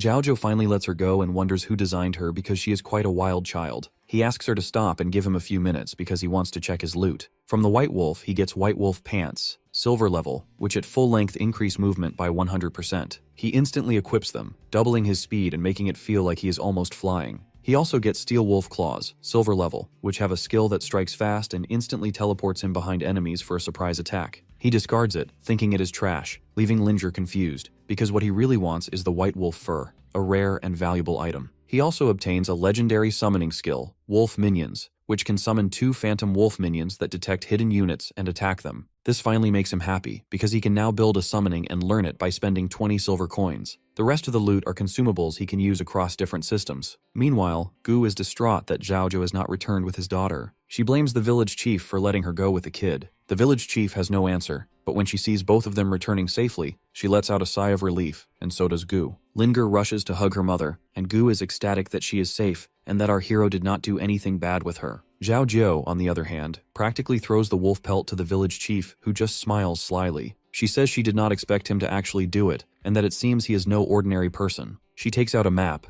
explaining that it is a meeting place for levels 20 to 40. If Zhao wants to enter, he must follow the rules. After a month, he will be F-rated, but if he insists on going sooner, she will allow it. Since it is a hidden map, it will be harder than usual, but the rewards are greater. The chief also warns him to be careful. Our hero receives a notification that his mission is complete and assures the chief that he can handle himself. Linger rushes up to him, asking if he is really leaving. He jokes, asking if she wants to come with him. Instantly, Gu snatches her away, saying he is flirting with his daughter. The truth is, Linger is more attached than she lets on, and she tries to scream and stubbornly insists that she wants to go with him. Gu tells her that since he already has the map, he should just go. But Zhao has more bargaining to do. He returns to the village chief, pointing out that the wolf pelt is a rare item, yet she only gave him a map in return, which he thinks is quite meager. The chief thinks he is taking advantage, but he argues that he is only asking for reasonable compensation. People rarely hand over good stuff unless pushed. Our hero shines golden energy above his head, scaring the chief slightly. She agrees to give him more. She grants him an epic skill, Power Strike, which charges for 7 seconds to reach maximum damage and has a piercing effect that deals 500 agility damage. Zhao is amazed, realizing the chief truly has hidden treasures he never knew about.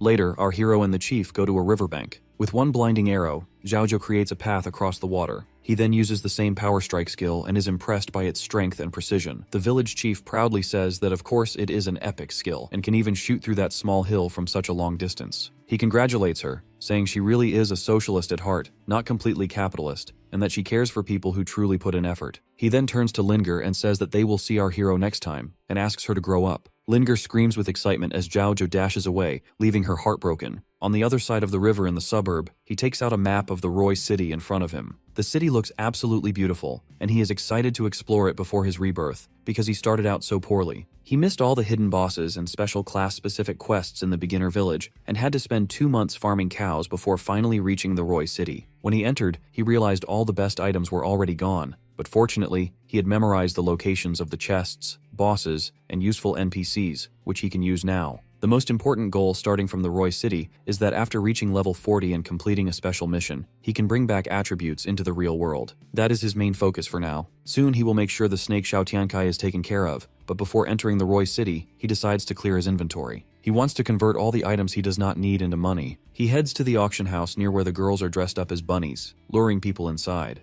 Zhaozhou is surprised by how many people are there, but he knows it is a good thing, because the more people, the faster all of his store inventory will sell. One of the girls asks if he is here to auction or bet and eventually directs him to deposit the auction items at the registration desk. Then he will get a number, and the items will be auctioned. A 10% handling fee applies to successful sales. She also asks if he wants to hide his identity. Our hero thinks for a moment. He does not want to be bombarded with requests to party up, join guilds, or be bothered by people, so he hides his identity. He enters the live auction to see how it goes. A beautiful lady steps forward, and all the men blush at her beauty. She is selling the Ring of Greed, bronze quality, which requires more than 10% luck. One ugly man thinks the bronze item may even be worth buying, but the girl stops him. She says the real value is not in the ring, it is in the gold. Suddenly, Zhaozhou remembers that this bronze item is actually a rare piece he can never find anywhere else. In his past life, he remembers the diamond quality gold ring, an extremely rare artifact that increases luck by 50%, doubles drop materials and money, and guarantees golden quality equipment from monsters level 30 and above. If he is able to evolve it to diamond quality, then he would literally hit the jackpot. Other people try to bid on it with some meager and careless money, but he instantly raises his hand and bids 1 gold coin. Everyone thinks he is crazy for spending so much money on what they believe is useless junk, but then another bidder suddenly offers 10 coins. The bystanders cannot understand what is happening because bronze equipment is never sold for gold coins, and they think these 2 idiots must have lost their minds. The other bidder looks at our hero like he knows something, and he begins to suspect that Zhaozhou might actually understand the real value of the ring. Our hero suspects it too, but he is not going to let this ring slip away, so he bids 30 coins. The other bidder grits his teeth because the price is getting too high, and he bids 50 coins. He then tries to provoke Zhaozhou by saying he must be so poor that he cannot go higher than 50. Zhaozhou simply raises his hand and bids 100 gold coins without hesitation. Even the other bidder looks intimidated. The auctioneer immediately sells it to our hero and closes the deal. Zhaozhou equips the greedy ring and checks his timer. There are 8 hours left before his evolution refreshes, and once he evolves this ring, it will guarantee his future profits. The other bidder now seems to hold a vendetta against him and mutters that he is going to remember someone like our hero.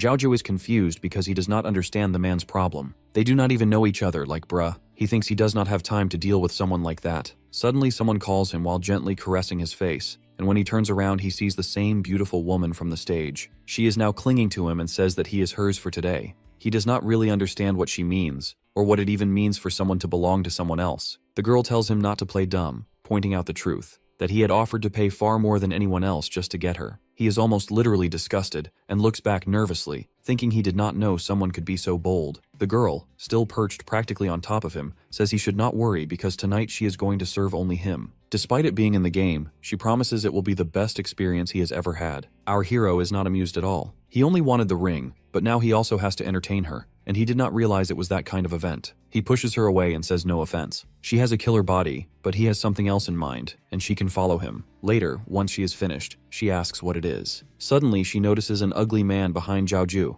and her smile drops instantly, as if she sees a predator, or a rat to be more precise. Our hero turns around, slightly spooked by the ugly man. The old man says he has plenty of good items and wants Zhaozhou to take a look. Our hero decides to give him a chance, curious to see whether he actually has anything valuable. The old man, however, thinks Zhaozhou is a rich brat who bought a broken bronze ring for 100 gold coins, so clearly he has money to waste on junk. All he needs to do is scorn him a bit. The old man shows him leather armor, bronze thorn shoes, a windbow silver, an iron bone bullhorn, and a flower crown. My guy is not impressed at all, thinking it is all absolute garbage. The old man insists he will sell the silver bow for 200,000 gold, but Zhao dismisses it, saying he does not want to buy his junk. The old man is horrified that Zhao called his items crap. He grabs our hero by the collar and threatens to teach him a lesson. He demands that Zhao apologize by buying his stuff, or he will give him a beating. What the old man does not realize is that Zhao is the one he should fear, not the other way around. When our hero reveals his dark, intimidating aura, the old man instantly recoils in fear. The girl who has been glued to Zhao takes his side and tells the old man to leave him alone because our hero has already refused. She alerts the bodyguards nearby and reminds the old man that there are consequences for doing private deals in this area. The security guards have been watching the place for a while. Realizing he is getting nowhere, the old man stomps away in a tantrum, calling everyone fools. Zhao is still pissed about the whole interaction. If it weren't for the fact that fighting here would get him banned from the auction house, he would have sent the old man straight back to the respawn point. He turns to the girl and says that since she is so eager to be his tonight, she is going to do whatever he says, right?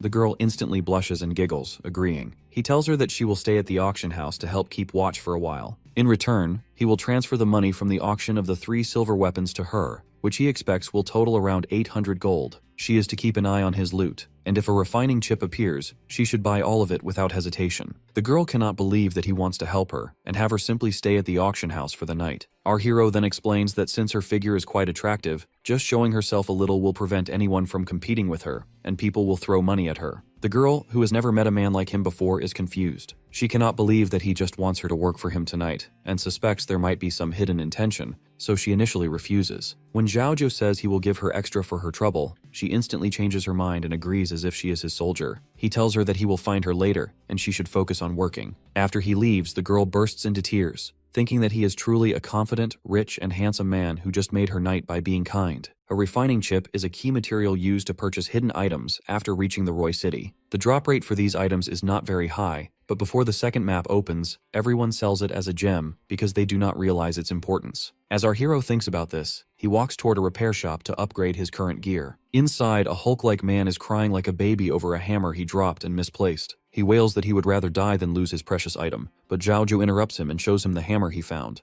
The guy instantly becomes ecstatic and, as a token of gratitude, promises that if our hero has any gear, he will upgrade it for free. In truth, this place is part of a hidden quest. Our hero only discovers it after consulting a strategy guide. This mysterious blacksmith shop allows a free upgrade once someone finds a lost hammer. Our hero takes out his bow and asks the blacksmith to upgrade it to the max. The best part is that this shop not only upgrades gear, but also sells low-level materials, meaning Zhao no longer has to grind low-level monsters for materials. It is perfect for him. The blacksmith agrees, and 20 minutes later, he comes to Zhao to deliver the fully upgraded bow. Zhao is a little disappointed because the upgrade was quite fast. The blacksmith explains that he could only upgrade the bow to level 10 since he does not have any high-level materials. Without the free upgrade, the total cost of materials would have been around 20 gold. Meanwhile, Zhao tests the bow and feels that it is much better. He tells the blacksmith that there is no need to worry, since he plans to switch to a new bow very soon anyway. With that, he leaves and the blacksmith bids him farewell. Zhao thinks about the Roy City, knowing that starting from level 20, the boss cap over there is 60. It will still be tough competition, but for safety, he needs to wait for his evolution cooldown before heading in. He is standing in a forest when suddenly someone points an arrow at him, aiming to attack. Zhao dodges at the last second, but the arrow grazes his cheek, leaving tiny drops of blood.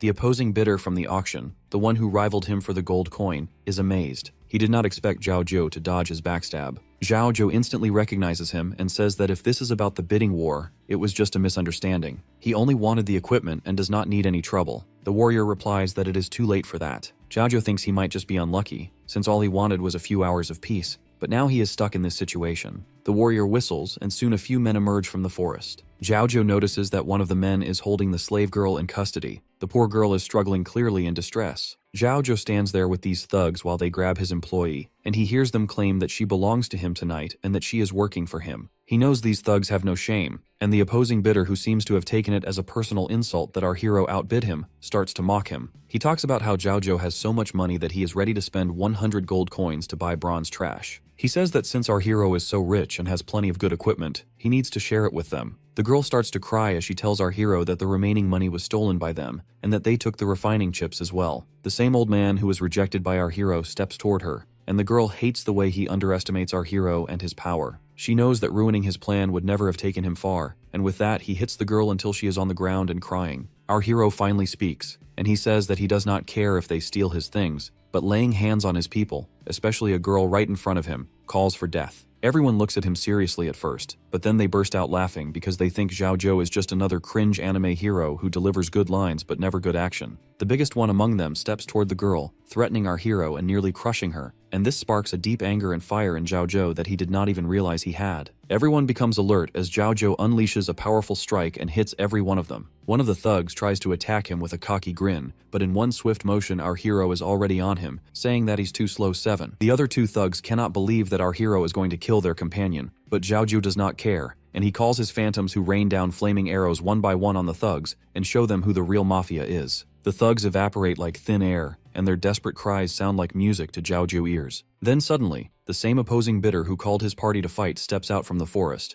and this time he tries to backtrack. He says that he did not mean any harm, and that he did not realize the potential Zhao Zhou had. He adds that the people our hero just killed are small fries that he could easily dispose of if needed. He introduces himself as Shibu Sha, 5th on the ladder board, and while our hero was busy taking everyone else out, he used his weakness detection and learned about him. He realizes that Zhao Zhou is a phantom hunter. Zhao Zhou asks what he thinks about that, and Shibu Sha instantly understands that our hero must be the #1 person in the world right now. Our hero confirms his guess, and with that Shibu Sha hands over 400 gold and 70 refining shards from earlier, saying that he is returning them out of the goodwill of his heart. Zhao Zhou catches the items and checks the weight, and while it seems like everything is there, he still gives Shibu Sha a cold look. Shibu Sha then suggests forming an alliance so they can create a new gang together. He says that with their power combined, they can make endless money in this world and enjoy countless women every night. Our hero listens to everything while calmly stashing away his money, and then he instantly rejects the offer. He finds it ridiculous that Shibu Sha dares to ask him, the #1 person in the game, to form an alliance when he needs no one. Shibu Sha asks what Zhao Zhou actually wants, and our hero replies with one simple word: revenge. Shibu Sha does not understand what he means. He turns and says that if Zhao Zhou ever changes his mind, his doors are always open. Our hero is not done with him yet. He fires a flaming arrow that blocks Shibu Sha's path, and in that moment, Shibu Sha realizes that he is in far more trouble than he first believed. Shibu Sha spins around, clearly on high alert, asking who ambushed him. Whoever did it not only blocked his path but grazed his leg and injured him. When he turns, he sees Zhao Zhou clone staring at him with a badass expression. He quickly turns to our hero, calling him bro, and says that it is fine if he does not want to cooperate, but there is no need to make enemies. Shibu Sha adds that he is ranked 5th on the leaderboard and has bought high-tier insurance in the game, so if our hero kills him now, he will surely get a red name. Shibu Sha thinks our hero does not understand the cost of a red name, clearly underestimating how much Zhao Zhou knows. Just then, 2 phantoms appear around Shibu Sha, trapping him and sending their bows flying straight at him. Zhao Zhou says that he does not care about a red name because he despises people who are scumbags and betray their teammates just like their enemies. He draws another arrow, and Shibu Sha realizes that his plan of sacrificing his teammates just to get a chance to talk to Zhao Zhou has backfired. He pleads for mercy, begging him to wait a second, but it is too late. In the next moment, a nuclear explosion erupts, completely annihilating Shibu Sha and his pathetic self. Immediately, a system notification appears for everyone. It informs them that Zhao Zhou has killed Shibu Sha. His current location is Dark Night Forest, and whoever kills him will receive a bounty of 50,000 gold coins. Players around the world react with a mix of fear and excitement. They are scared because 2 top 5 leaderboard players have just killed each other, but they are ecstatic at the chance to earn huge rewards. They think that if they work together, they might take down Zhao Zhou, but they do not realize that he is far stronger than all of them combined. Meanwhile, Zhao Zhou finds the situation disgusting, not because he killed a man and is now on the wanted list, but because he sees how capitalist the system is. When a regular player dies, no one is notified, but when a leaderboard player with expensive insurance dies, the entire server gets a notification, and the killer becomes wanted. No matter where he goes, money holds the ultimate power. The girl who works for Zhao Zhou, Vigli, stands up and asks why he has not left yet. She points out that a 50,000 gold bounty is already comparable to a high-level boss, and huge groups of players are now closing in on him. He barely has any seconds to react before they arrive. Zhao Zhou stays remarkably calm in the situation, saying that he has not even paid for her employment yet, but he hands her the full 400 gold coins he earned for her assistance. The girl cannot believe her eyes, tears welling up as she realizes how much money that is. She quietly admits that if she earns just a little more, she can finally be free. This catches Zhao Zhou's attention, and he asks if she has been forced or treated like a slave to handle these transactions. He tells her to be honest so he can understand how many others are suffering besides her. The girl blushes and admits she does not know the full extent, but she does know that they are all working for Rising Sun Corporation. The world seems to tilt beneath Zhaoju's feet because it is his corporation. He mutters a weak apology, feeling the weight of the betrayal. The girl tells him not to ask any more questions, sensing his sensitivity, and Zhaoju respects her wishes. Suddenly, the girl jumps forward and kisses him on the cheek, catching him completely off guard. He blushes deeply, as if he had just finished a makeover at a salon. The girl shyly thanks him for his kindness and understanding, calling him her hero. She then stutters a farewell and runs away. As she disappears, Zhaoju reflects that the only person in his corporation capable of such monstrous acts is likely Xiao Tiankai. Even if it is not him, it must be another traitor. He knows that once he returns, he will need to uncover the truth. Lost in thought, he does not notice the threat looming behind him. A fireball streaks toward him, but he anticipates the attack, turning calmly and commenting that he is surprised they arrived so quickly. He deflects the fireball with one hand, smirking because he knows today is going to be entertaining with all these people. Suddenly, a large group of men charges at him. Zhaoju activates his tiger mask, preparing for battle, thinking that everyone approaching is walking straight to their death. Then he notices a familiar face, Yang Cheng-san, the leader of the Green Snake Gang, whom he helped just a few days ago, greeting him warmly. Yang Cheng-san runs up to Zhaoju, but then he notices a phantom placing an arrow right on his head. He stops mid-air immediately. Suddenly, Zhaoju charges at him, demanding if he already betrayed him this morning. The leader screams his innocence, begging him to calm down and insisting it is all a misunderstanding. He only wanted to help. Zhaoju punch freezes mid-air as Yang Cheng-san turns to his party members, telling them to call Zhaoju Big Brother and show their respect. Each member bows down in appreciation. Zhaoju asks the leader what he is doing and releases his collar. The leader explains that the Green Snake Gang has a mission today. Anyone who dares to approach Zhaoju is going to be beaten to death. Zhaoju asks if he had eaten dragon meat or something, because when was the last time he was this brave? Yang Cheng-san slyly replies that this is just who he is now. Even if he encounters an expert and gets taken down, at least he can provide information and stall the threat until Zhaoju arrives to handle it. Zhaoju has mixed feelings, realizing this guy has truly become loyal. No wonder, even with average strength, he became a gang leader. Zhaoju, preferring to play solo, says he appreciates everything Yang Cheng-san has done, but he will go back so they don't get hurt. He insists he will clean up the mess himself. The leader offers a hiding place where Zhaoju can stay unseen, but Zhaoju declines again, saying he wants to take his chances to send a message to the Guan family so they don't threaten him under his name again. The Green Snake Gang looks at Zhaoju in awe and starts cheering, calling him all-powerful and an expert. Later, Zhaoju walks, unaware that someone is using weakness detection on him. A bald, muscular man hides behind the trees, thinking 550,000 gold coins is far too much for a scrawny guy like Zhaoju. What he doesn't know is that an even larger, hulking man sneaks up behind him, landing punch after punch to neutralize the threat against Zhaoju. He is part of the Green Snake Gang, quietly protecting Zhaoju while he simply walks. The leader walks beside Zhaoju, explaining that the smaller threats have been taken care of. Zhaoju, however, senses something bigger looming in the background. He observes it through the eyes of a wolf he has, watching a party being taken down easily by other players. Zhaoju tells Yang Cheng-san that the remaining opponents are probably more skilled, and then he suddenly gets alerted, scanning the area. Yang Cheng-san notices and asks what is wrong with him. Yang Cheng-san asks Zhaoju if he is really sure about not leaving, because the truth is that he is the only one left, and his last teammate has already been taken out by other players. Yang Cheng-san does not realize how serious the situation is and tries to whistle so his clan can regroup, but he is met with complete silence from the forest. Panic instantly sets in, not because he is afraid for his life, but because he feels he has failed once again to deliver results. He turns to Zhaoju and asks what they should do now. Zhaoju responds by whistling calmly, and suddenly white wolves appear from all corners of the forest. The leader thinks they are about to be attacked and quickly starts preparing his power, but Zhaoju tells him to stop. He crouches down and starts fluffing the wolves like loyal pets, calling them good boys, and explains that he brought all of them here himself. They are gathering intelligence across the forest. Seeing this, Yang Cheng-san realizes that Zhaoju is truly a one-man army, capable of doing things beyond imagination. He also understands that Zhaoju and the wolves are actively sharing information. Zhaoju explains that the wolves' scouting ability is extremely impressive, allowing them to see and reach almost any location. He stands up and tells the leader that a total of 76 people came for him, and now only 2 remain. Yang Cheng-san is stunned by the number, realizing how massive the threat actually was. It hits him that his entire group could never handle that many enemies.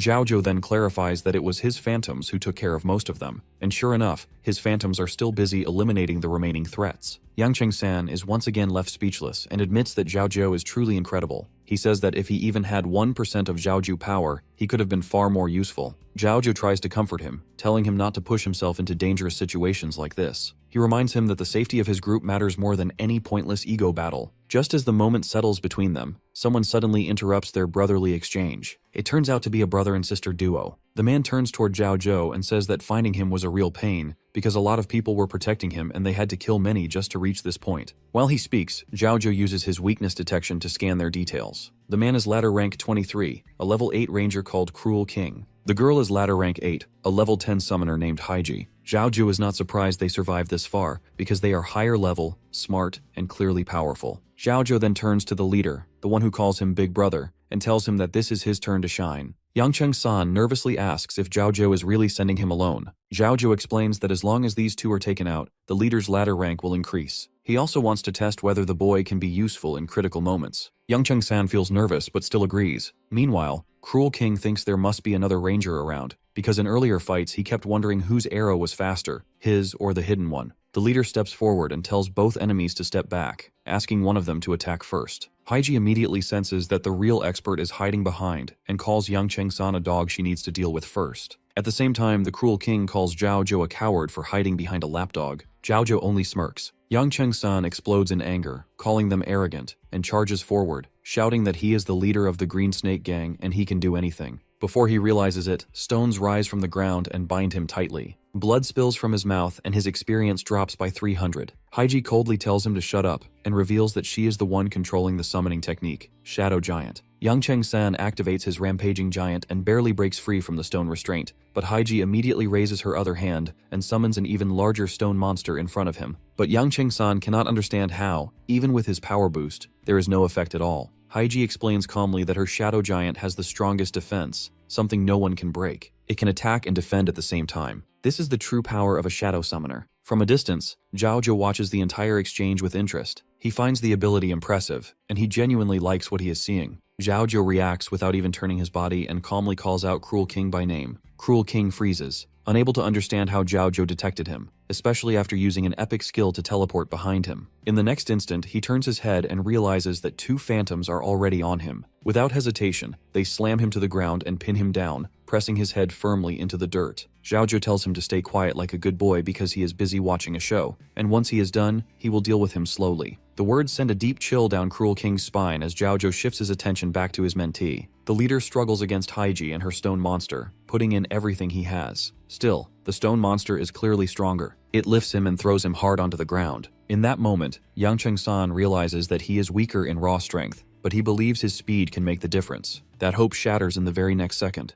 The stone monster suddenly appears behind him and grabs his arm tightly. The leader starts cursing under his breath as panic sets in. Haiji watches calmly and asks him why he is risking his life for Zhao, especially when Zhao is now a wanted criminal. She offers him a deal, suggesting they team up and split the bounty between themselves. Yang Cheng-san looks genuinely confused, wondering if she has lost her mind for suggesting he betray Zhao. He also knows exactly what kind of power Zhao holds, and he has no intention of standing on the opposite side of that force. Haiji scoffs, clearly unimpressed. She decides that if he insists on playing the hero, then she will personally send him back to the respawn point. With that, the stone monster slams him into the ground again and again, each strike heavier than the last. The shadow monster closes in on the leader's face and starts to suffocate him badly. But then suddenly everything bursts apart, and Yang Cheng-san, now back in his normal form, crashes onto the ground. Haiji watches him closely and thinks it is a miracle that he still has any breath left in his body. While the leader lies there, clearly exhausted and injured, Haiji slowly walks around him and says that she is now going to show Zhao. She says she will give him a proper lesson, but just then the leader weakly grabs at her, almost begging her to stop. At the same time, the shadow monster turns and directly faces Zhao, and instead of fear or anger, Zhao only responds with a calm smirk. Haiji clicks her tongue and calls Yang Cheng-san annoying, then kicks him away without hesitation and orders the shadow monster to crush him. The shadow monster moves on top of the leader as he starts to tremble in fear, his body shaking uncontrollably, but suddenly a bolt of lightning strikes. When Yang Cheng-san looks up again, he sees the color completely drained from Haiji's face, and the shadow monster has already evaporated into thin air. Haiji stares in disbelief, unable to accept that Zhao defeated her shadow giant in a single move, and she starts to regret coming here at all. Zhao says it was obvious that he would be the one to defeat it, but then he adds that he is already behind her, something Haiji never notices until it is too late. Zhao instantly releases his aura, and the leader breaks down into tears of joy, believing his big brother has finally come to save him. Haiji demands to know how Zhao possesses such overwhelming power, because killing her shadow giant should be practically impossible. Instead of answering directly, Zhao calmly asks why she even needs the bounty. Haiji replies that it is meant to be her guild's startup fund, and most of it will go straight into her own pocket, because who would not like free money on top of that? She activates her power again and spreads a dark liquid shadow across the ground beneath Zhaoju's feet. It turns into a shadow swamp, and Haiji laughs confidently, saying that no matter what he does, he cannot escape it, and with the rapid health drain, he will be dead in under 5 seconds. Zhaoju's experience points begin to drop at 300 per second, but he simply steps forward and walks out of the swamp without any trouble. He looks back at Haiji and says that while her trick is interesting, it is not impressive enough to work on him. With a calm tone in his voice, Zhao asks if she has any other tricks left to use, but the girl refuses, clearly nervous now. At the same time, Zhao thinks about what she really means, realizing she is talking about creating the guild High Key, which is one of the strongest guilds from before his reincarnation. Xiao Tiankai only leveled up quickly in the early stages because he stuck close to the High Key and spent a huge amount of money to get high-quality resources. With that in mind, Zhao says that he does not want to wipe them out, so he will give them 2 choices instead. The first choice is that he will give them double the money they need to form a guild, but they must do one thing for him. The second choice is simple. He will send them straight to the respawn point without delay. The girl is smart enough to understand the situation, so she immediately chooses the first option without hesitation. Zhao tells her to leave for now, saying he will transfer the money later, and he advises her to use it properly to form a guild, and name it the Lingyun Guild. With that settled, he turns and walks away, while the girl quietly whispers that she hopes he keeps his word. Zhao then crouches down in front of the leader and hands him a recovery potion. The leader drinks it instantly and is fully restored, as if none of the injuries ever happened. Zhao then says that he has one more job for him to finish, and Yang Cheng-san eagerly jumps at the opportunity without a second thought. Zhao turns toward the cruel king, who is still restrained under his control, and says that he needs to deal with that guy next. Yang Cheng-san's lips curl into a wide smirk, as if he just received a free ticket to Olive Garden. He walks up to the cruel king, crouches down in front of him, and starts mocking him, asking where all that arrogance went now. He activates his power and begins to torture him without mercy, warning him that he should never dare to even look at his brother again. As the torture continues, a notification suddenly appears, informing him that he has been promoted from rank 26 to rank 22 on the ladder. A while later, he receives a notification that he has been forcibly logged off, and when he removes his mask, he realizes that nearly 15 hours have passed since he started playing. He has almost finished his preparations, and the next day he plans to head straight to the Roy City. After leveling up there, he needs to find a way to bring his sister into the game, because leveling up together will double their overall efficiency. He also considers asking that mage from earlier for help, but for now he has no clear plan, and he decides to think about it later, because there are still a few important matters he must handle first. With that thought, he calls Da Cheng, asking him to come over because there is something important they need to discuss. Not long after, a muscular bodyguard knocks and walks into the room. He is one of Zhao most loyal guards, tall and powerfully built, Da Cheng. Zhao explains that he needs to investigate a matter and gather information about the illegal activities Xiao Tiankai's subordinates are involved in, and they need detailed results as soon as possible. Da Cheng quietly thinks it is almost unbelievable that Zhao still refuses to give up, but Zhao has no interest in small talk. He shoots a sharp side glance at the bodyguard, and the 6'2" towering man immediately starts to tremble. He bows deeply in front of Zhao and promises that he will get the information without fail and will not disappoint him. Zhao calmly takes a sip of his coffee and says that this is only the beginning of his plan, and the best part is still yet to come. The next day, Zhao is getting ready to leave when Xiaotong asks him where he is going, noticing how dressed up he looks. He tells her that he is heading to a board meeting, and Xiaotong instantly lights up with excitement. She rushes forward and hugs him tightly, saying how happy she is that her brother is finally back to his old self. She mentions that she heard about the recent incident, and because of it, the board decided to give Xiao Tiankai the acting chairman position. Zhao listens calmly, because he already knows all of this. The board members, including Uncle Qi and Amber, were bought off by Xiao Tiankai a long time ago, and that is exactly why corruption has been spreading behind the scenes. But Zhao does not want his little sister to worry, so he pats her head and says he is just going for a routine checkup. He also wants to quietly remind everyone that their boss is still alive, well, and running the company. For the first time in a very long time, Xiaotong feels a flicker of fear toward her brother. Later, at headquarters, a board meeting is underway, led by Xiao Tiankai, who is trying to secure votes for a project he just proposed. As expected, Uncle Qi and Amber support it, and following their lead, several other board members also vote in favor. Inside, Xiao Tiankai beams with satisfaction at the work of Uncle Qi and Amber because they know exactly how to play the game. In just a few days, they manage to sway all the old decision makers, and with a majority secured, Xiao Tiankai declares the project will launch next week. However, a bald man raises his hand and says he did not vote, catching Xiao Tiankai off guard. Irritated, Xiao Tiankai points out that he did not even see the man sitting quietly in a corner. The man is Uncle Hai, a giant and serious-looking figure. Xiao Tiankai demands to know his decision, and Uncle Hai calmly says that he votes against the project. He argues that Xiao Tiankai is out of his mind because the project will harm the company's reputation, carry huge legal risks, and directly contradict Zhaoju's previous strategies. If it goes ahead, the company could collapse. Xiao Tiankai counters,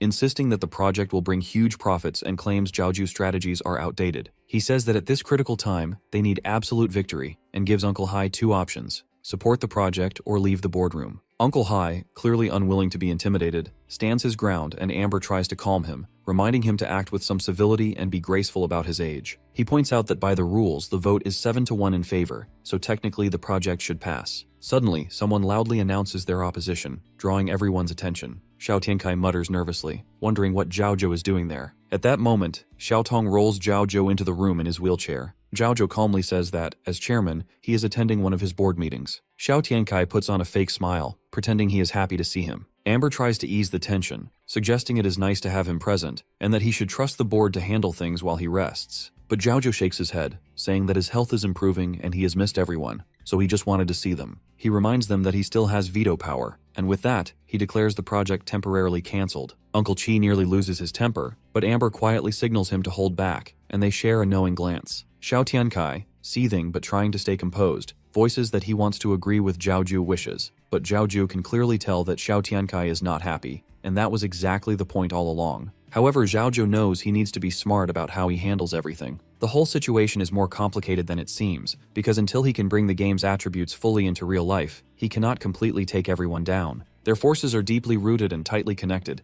and if he pushes too hard, they might rebel while he is still vulnerable in his wheelchair. So he lies, turning to Xiao Tiankai and saying he trusts his abilities. But he makes it clear that he cannot approve the project, since it directly goes against his strategy. Whatever Xiao Tiankai plans next, Zhaoju will definitely review it carefully before giving his approval. He realizes that for now, only Uncle Hai is truly on his side, so he decides to hold back a bit. He then tells everyone that he will come by occasionally, and asks them to continue without him as he leaves first. Meanwhile, Amber calls Xiao Tiankai over. When he looks at him, he gives him a meaningful glance, silently urging him to finish off Zhaoju once and for all. Xiao Tiankai realizes that the time has finally come to strike back. Later, he sits in his office thinking about how well things had been going for him until Zhaoju arrived and ruined all his plans. Amber warns that they don't have much time, and if they want to claim what belongs to them, they need to be ruthless. Xiao Tiankai admits that it might be difficult to make repeated moves against Zhaoju because he could catch on, especially since his puppet, Cheng Long, has already set up extensive defenses around Zhaoju's home and the hospital. Xiao Tiankai tells himself that he will get through Zhaoju eventually, but there is one thing he must handle first. On the other side, Uncle Hai is driving when a car suddenly pulls up alongside him, pointing a gun at him. Before he can react, the driver shoots the attacker in the head. The terrorist car tries again, but Hai does not realize that a truck is already coming toward them, and the two vehicles collide. Before the crash, Hai's driver eliminates the remaining attackers and narrowly escapes the collision. Hai cannot believe that Xiao Tiankai actually sent assassins after him, but thanks to Zhaoju, he survives. He also owes his safety to Da Cheng, who was there to help him. Da Cheng tells Hai to be sure to thank Zhaoju, because it was Zhaoju who sent him to pick Hai up and save him from the attack. Hai is boiling with anger and curses Xiao Tiankai for everything.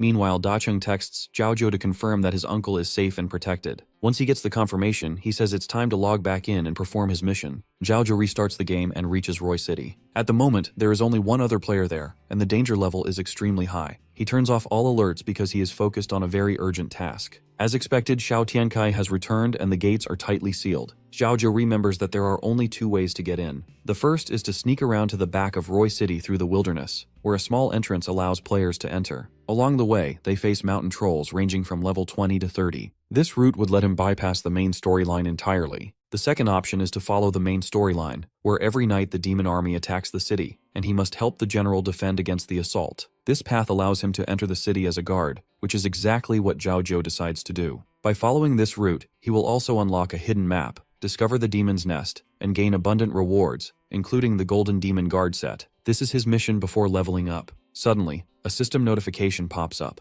telling him that all his evolution skills have cooled down, which means it's time for him to take on another set of powerful actions and explore new abilities. He immediately thinks about upgrading his bronze ring to diamond quality. With that, he can widen the gap between himself and everyone else and maximize the profits he is about to earn. He releases his phantoms and clicks to evolve the ring. but nothing happens. He wonders if it's because the greedy ring only has two qualities, bronze and diamond, without any intermediate levels, so evolving it produces no immediate response. Undeterred, he tries again, and suddenly the ring emits a cracking sound. He realizes that if the ring doesn't reach diamond quality, he could face a huge loss, especially since this city is extremely dangerous. He only has one last evolution attempt left, so he needs to be smart. If he succeeds, he will never lack resources again. It's a gamble, but he decides to go for it. With a deep breath, he uses his last evolution attempt. The ring cracks dramatically and reveals its diamond quality. He gains over 50 luck points and unlocks a special effect, a 100% drop rate increase, and boss monsters level 30 and above now drop guaranteed gold quality items. His money gains are also doubled. He is ecstatic, knowing he made the right bet, and now everything is ready. All that remains is to wait for midnight. At midnight, a swarm of the demon army attacks the city. Zhaoju is already perched on a distant mountain, observing everything and waiting for the perfect moment to strike. On the battlefield, the Roy City army stands ready, and the general commands his soldiers to prepare for combat. The demons swarm in, most around level 20, but the biggest demon is level 30. Zhaoju can hardly contain his excitement at the thought of all the loot he will claim and evolve from this battle. The general charges at the demons, and the clash begins. It rarely happens that a battle between NPCs is this chaotic and intense, but Zhaoju hopes the defense forces can hold their ground on their own. That way, he only needs to wait for the right moment to strike the boss and claim all the loot and credit easily. On the ground, the general fights tirelessly, defeating demons one by one, sending them back to hell with thunder, his sword, and lightning, as if perfectly trained for this. Suddenly, someone calls out to the general, and he realizes that the general has taken a massive hit and fallen. Another NPC shouts his name, and Zhaoju immediately notices that this does not match the script from his previous life. For the first time, he worries that the battle could completely fail. He has no choice but to step in, because if the general dies, the storyline cannot continue, and the later events depend on him. Zhaoju orders his phantoms to attack the demon right in front of the general. The level 30 demon takes a massive hit, but before it can recover, Zhaoju strikes again, severing its arm and drastically reducing its XP. The general turns to him, asking who he is, as Zhaoju steps fully in front of the demons. He snaps his fingers, and all his phantoms launch 7 star-pointing flaming arrows at each demon, wiping them all out in a single strike. The general cannot believe that this boy defeated every demon on his own. Impressed, he gives Zhaoju a small chest as a reward. When Zhaoju opens it, he is stunned by his luck. Inside is a golden stone, an item capable of transferring every attribute into reality. It is the heart of a warrior, and it feels like Zhaoju has just fast-forwarded through all the toughest chapters of the city, skipping the hardest challenges entirely.